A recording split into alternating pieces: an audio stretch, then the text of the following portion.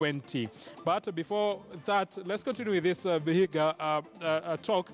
And we talk about the Vihiga United side. What are some of the benefits and maybe what are some of the support that the Vihiga United team gets from the county? Is it a fully sponsored team by the county government, or they just get once in a while kind of support? It's a fully sponsored team by the county government of Vihiga. As much as we face a few challenges, in the sponsorship.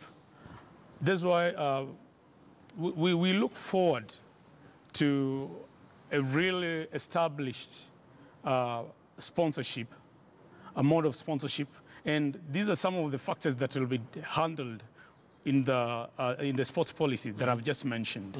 But notwithstanding, we have the county has the Vihiga United team at heart, and that's why we continue, despite the few challenges we face here and there, we always continue to support them.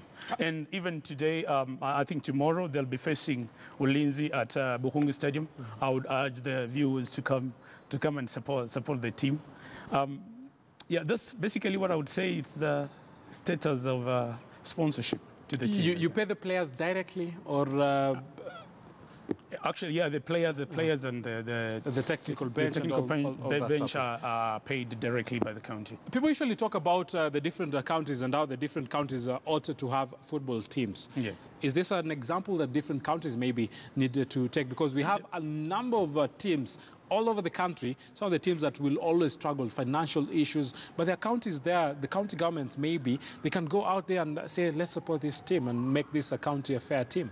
Yeah, actually, there's a, maybe now our Vihiga would be a learning process. We've had some successes, some failures during the sponsorship.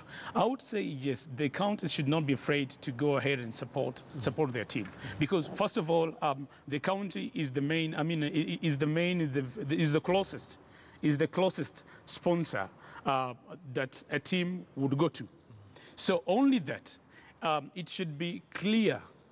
It should be, the policies, the frameworks should be clear in terms of the kind of sponsorship that is going towards the team. Yeah. And of course, definitely, when you spend your money, the public will be expecting some results. What are we gaining?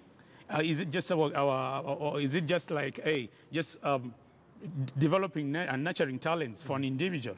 No, but you look at this like Vihiga is actually carrying our name. Vihiga United carries the name of the county whenever they go. We have the written on the jerseys like Vihiga County. So besides the nurturing of talent, where counties would benefit, they'll also benefit on publicity of the county. We talk about publicity and how important that is, but of key importance is these players. And people, I think, these players sometimes they get injured. They will go out there, their career will end in a span of a minute. You never know, because maybe they'll get an injury that will make them not play for the entire season and some time for the rest of their lives. What do we do? Do we have something, maybe a medical policy? Do we have something, maybe an incentive that will say this player did some good times while playing for the county and also for the team? And then there is something maybe for them to smile, medical cover to start for the players, and maybe a sum of money after finishing your career. How do we handle this? Exactly. You've basically answered the idea that I was going to float, which is basically bringing, whenever a team is established, ensure that they also have a medical cover. Medical cover, not just the simple medical cover that would only have that would only cater for their injury in the field and stuff. Even if possible, life cover, because this is a game that you're prone, you're susceptible to injuries, especially considering some of the places we play to.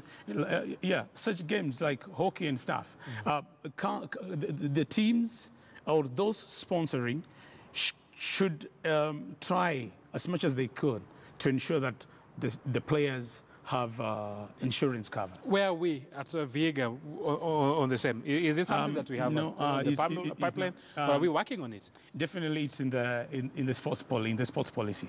Yeah, it covers part of the negotiations that we're going to have for in terms of sponsorship.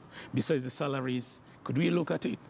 Our financial status, will our financial status enable us go up to the insurance cover, which is actually key. So in short, the county government actually, if the bill will become a law, then there will be a lot of benefits to the players and also to the entire members of the county. And definitely, if it becomes a law, it definitely they will have huge benefits. As we said right now, it's just a draft, and it's going out for public participation early January. It's going out for public participation, and then later on, it's sent to the assembly for discussion. But definitely, I'm sure I've been walking around, I've been interacting with the players, with the public, of course, and those are some of the considerations they would want to see included in the sports policy.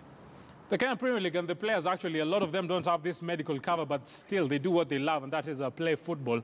And for that fact, a lot of them will be in action today when the Kenyan Premier League commences. Maybe you're thinking, why this quick? Remember the change of calendar? Yes, FIFA said that we need to align the local leagues with what is happening across the globe. And that is exactly what the Kenyan Premier League and also the Football Kenya Federation are doing. And that is why we will be having different matches today and also tomorrow. That will be the start of the KPL 2018-2019 calendar. Mathare United in action against the Chemil Sugar. Chemil Sugar, maybe they will smile. They say they have the money. Mathare United on the other side, they always have a reason to float. And today, the biggest quest is to get 3 points at the expense of Chemil Sugar. Remember how Mathare United started their campaign last time out? Actually, they had a beautiful kind of a start, but they went after 8 matches. The results actually started to flutter. Will that be the same song that they will sing at the 2018-2019 campaign? They wish that that will not repeat itself. Bandari will be going head-on against Gor Mahia. For Gor Mahia, they will miss big Dylan Kerr, that for sure. I know, because I will miss Dylan Kerr. He was a good tactician, and he did some pretty impressive work for Gor Mahia side. We wait and see what he will do in South Africa. But for Gor Mahia, will they start with a winning spree? Will they have another season that they will say they will go without losing a tie? Remember what they did in 2017, 2016, so you never exactly know what will transpire. Bandari also, they're saying, we have a new tactician, a tactician that aided their second campaign, the second half of their campaign in the just concluded 2017 calendar. But this time out, they want to make a huge statement with that tactician that will have a lot of a longer period and maybe some new recruits on his side as they begin the season.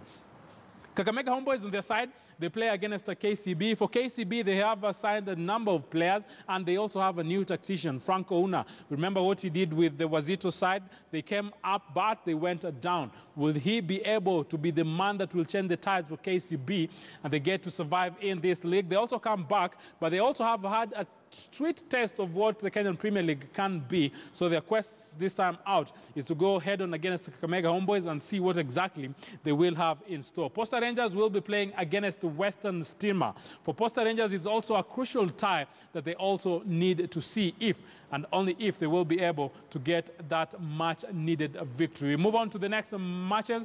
Mount Kenya United have that tie against Sofapaka. For Sofapaka, I know the tactician, we had him yesterday say of how important this opening encounter will be for him. Maybe you're thinking about Mount Kenya United and asking yourself, which team is this?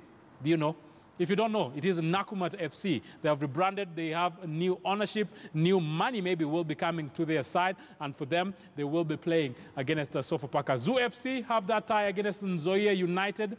Sony Sugar will have that tie against Tusker FC. Remember, for Tusker FC, they're saying we have new recruits on our side, and they are very, very optimistic that the new recruits will be able to get that victory. For Vihiga United, they've never tested a Kenyan Premier League title victory, so they are yet to win it for the first time. They're going head-on against a side, Ulinzi Stars, a side that has been able to win the Kenyan Premier League 4 times. So having that in mind, you will definitely know who the underdogs are, but remember how they started their last campaign. It is also a team that will be able maybe to pull some big and also beautiful surprises. FC Leopards on the other side will be playing against Kariobangi Sharks. Remember, for Kariobangi Sharks, they're also playing in the Confed, and they have gone to the second round. So a lot of promise this season for these Kariobangi Sharks. FC Leopards, where are the big cuts? You need actually to make sure that this season actually tries to be a beautiful season for them. But you never know what exactly will transpire